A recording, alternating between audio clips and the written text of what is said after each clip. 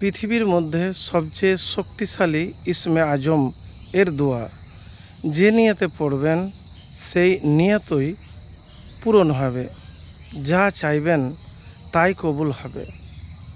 প্রিয় ভাই, আজকে আমি আপনাকে এমন একটি ইসমে আজমের কথা বলবো। এই ইসমে আজম পড়ে যদি চান তাহলে ইনশাআল্লাহ আপনার যে নিয়ত পূরণ হয় না, আশা পূরণ হয় না, অনেক চেষ্টা করছেন, চেষ্টা করার পরও আপনি ব্যর্থ। তো কিভাবে পড়বেন, কোন সময়তে পড়বেন, আমি সেই কথা বলবো। আরেকটি কথা বলবো, আমার কোনো বানানো কথা আপনাকে বলবো না। আমি ইসমে আজমের যে কথা বলবো, বুরাইদা রাদিয়াল্লাহু তাআলা আনহু বলেন যে রাসূলুল্লাহ সাল্লাল্লাহু আলাইহি সাল্লাম দেখেন যে এক ব্যক্তি নামাজরত অবস্থায় দুয়ায় ওপরের কথাগুলি বলছে। তখন তিনি বলেন, যার হাতে আমার জীবন তার শপথ, নিশ্চয় এ ব্যক্তি আল্লাহর কাছে তার ইসমে আজম ধরে প্রার্থনা করেছে। যে নাম ধরে ডাকলে তিনি সাড়া দেন, যে নাম ধরে চাইলে তিনি প্রদান করেন। তিরমিজি শরীফ 3475 নম্বর হাদিস। হাদিসটি সহি।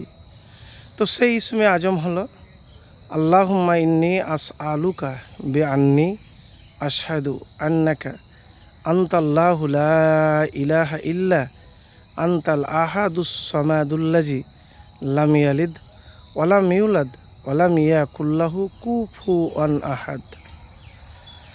আবারও বলছি ইসমে আজম আল্লাহুম্মা ইন্নী আসআলুকা বিআন্নী আশহাদু আন্নাকা আনতাল্লাহু লা ইলাহা ইল্লা আনতাল আহাদুস সামাদুল্লাযী লাম ইয়ালিদ ওয়া লাম ইউলাদ ওয়া লাম ইয়াকুল লাহু কুফুয়ান আহাদ।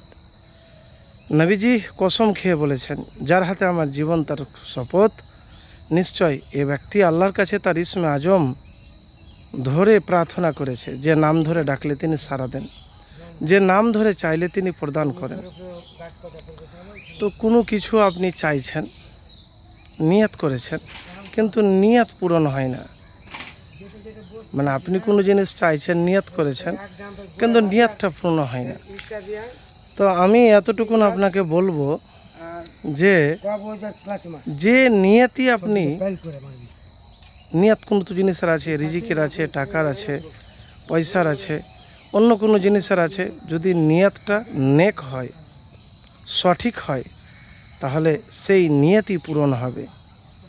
আর চাওয়া পাওয়াটা যদি সঠিক হয়, যা চাইবেন মানে চাওয়ার মতন চাইতে হবে। কারণ আপনি হলেন ধরেন গরিব লোক, আপনি বলছেন আমি রাতারাতি কোটিপতি হব, এটা তো হবে না। মানে আপনি যেটা পাওয়ার যোগ্য সেই জিনিসটা আপনাকে চাইতে হবে। আপনি যে জিনিসটা পাওয়ার যোগ্য সেই জিনিসটা আপনাকে চাইতে হবে। যদি আপনি এইভাবে আমল করতে পারেন তাহলে হতে পারে ইনশাআল্লাহ আপনার যে নিয়ত রয়েছে সেই নিয়ত দ্রুত পূরণ হবে। এবারে ইসমে আজম কখন পড়বেন?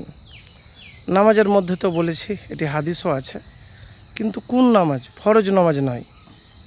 ফরজ নামাজের মধ্যে ইসমে আজম নয়, নফল নামাজের মধ্যে আপনাকে ইসমে আজম পড়ে সুন্নাত নামাজের মধ্যে চাইতে হবে।